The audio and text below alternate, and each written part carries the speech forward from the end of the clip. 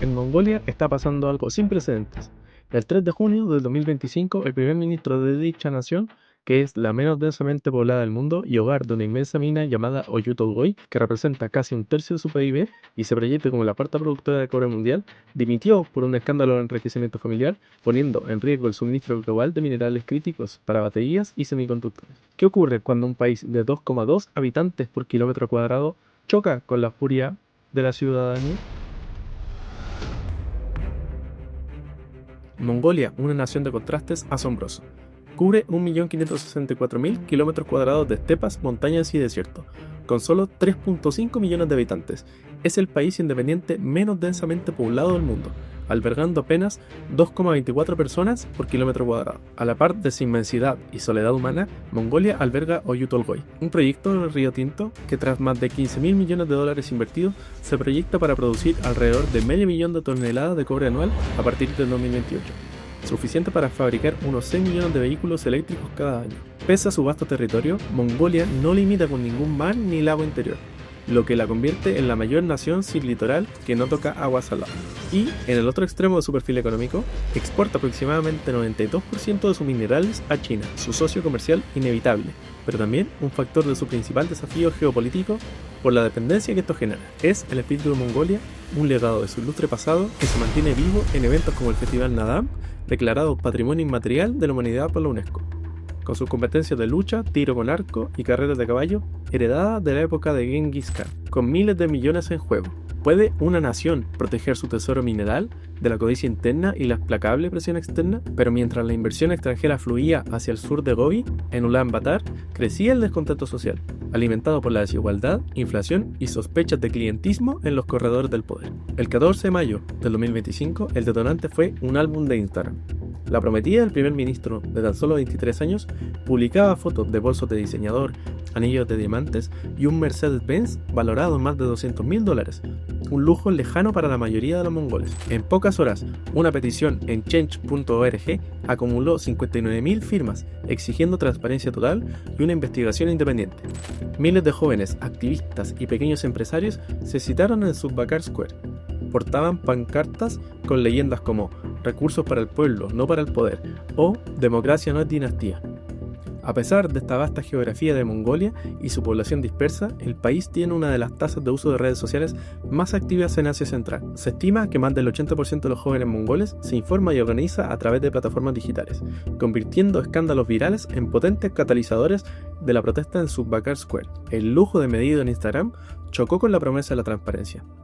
¿Podrá la democracia mongolia resistir su propia prueba de fuego? La tensión explotó cuando el 21 de mayo la facción democrática del Partido Popular de Mongolia fue expulsada de la coalición de gobierno, dejando a Oyun Erdene y sus aliados aislados, justo antes de la moción de confianza. Con las calles teñidas de protesta y un parlamento dividido, llegó la hora de la verdad.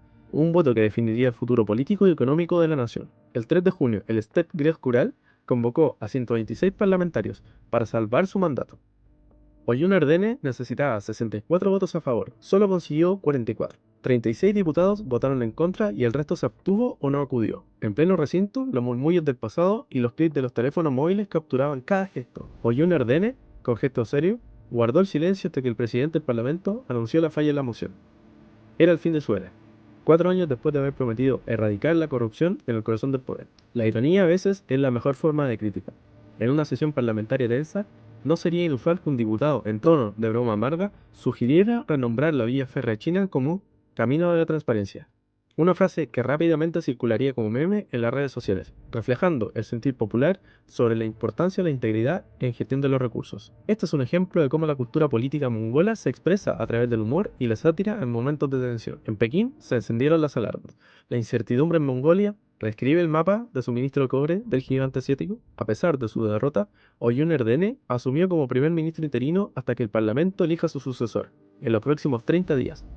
Un proceso que podría redefinir alianzas y proyectos estratégicos, como el futuro de la planta de procesamiento de mineral Oyu Tolgoi. Con el poder vacante y una nueva mesa de negociaciones en ciernes, las miradas se dirigen ahora a los pasillos de Ulaanbaatar. La dimisión de Oyun Erdene trasciende fronteras. Mongolia provee el 5% del cobre mundial y es clave para baterías de vehículos eléctricos y semiconductores. Una desaceleración en Yokota-Tokoi podría retrasar proyectos de energías renovables y encarecer componentes en fábricas de Estados Unidos, Europa y Asia. ¿Qué ocurrirá con el precio del cobre si Mongolia pisa el freno? En el plano regional, Rusia observa con cautela.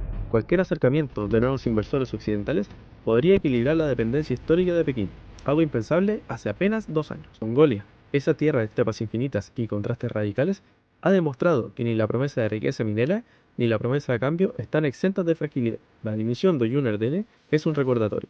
En el tablero de la democracia emergente, la transparencia no puede ceder ante la opacidad, y los recursos naturales, aunque sean la joya de la corona, no garantizan por sí solos la estabilidad de un país. En definitiva, Mongolia entra ahora en un tiempo de incertidumbre.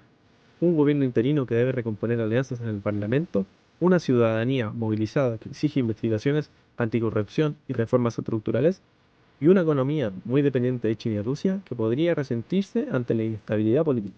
El éxito de esta transición descansará en la rapidez con que se nombre un nuevo primer ministro, la credibilidad de las pesquisas sobre la élite gobernante y la capacidad de los líderes emergentes para canalizar el impulso de una juventud cada vez más activa. Solo así podrá transformarse esta oleada de protestas en un verdadero impulso de modernización democrática, en un reparto más equitativo de los beneficios de la riqueza minera. Porque en un país donde hay más caballos que personas y la arena oculta tesoros de cobre, la batalla decisiva sigue siendo por la confianza en su propia gente. ¿Cómo crees que la nueva élite debería encarar estas demandas? Déjalo en los comentarios. Y si quieres más análisis geopolíticos y económicos, recuerda suscribirte a mi canal, activa la campanita y dale me gusta. Esto fue Tobal News.